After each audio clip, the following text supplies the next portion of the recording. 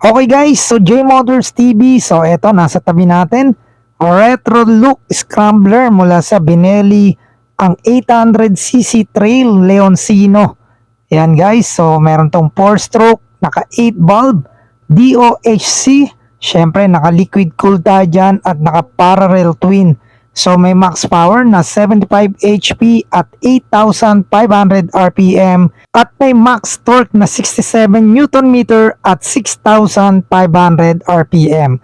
So naka 6-speed manual transmission tayo dyan, naka EFI. Pagdating naman guys sa size ng mga gulong, 120/70 R19 sa harapan at 170/60 R17 sa likuran. So naka spoke wheel tayo dyan, syempre naka ABS.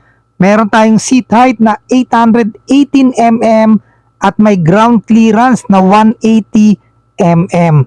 Pagdating naman sa kanyang curb weight, meron tayong 234 kg at may wheelbase na 1,481. Para sa kanyang bore and stroke, 3.5 by 2.4 mm. So compression ratio 11.5:1.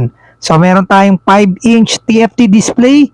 Syempre, naka-LED lahat ng ilaw na pwede mong makita sa motor na yan. So guys, ayan yung retro looks scrambler mula sa Benelli. So ito ay may presyong 449,000 pesos.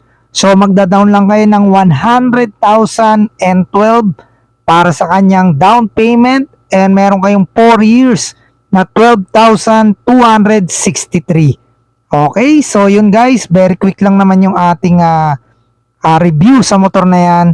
So kung gusto nyo ng ganyang unit, so mag-message lang kayo, direct message kayo sa ating Facebook page or sa ating YouTube channel para ma-assist ko kayo. Okay, so yun, kung di pa kayo nakasubscribe, syempre, subscribe na kayo. J Motors TV lang yan sa inyong YouTube at Facebook account.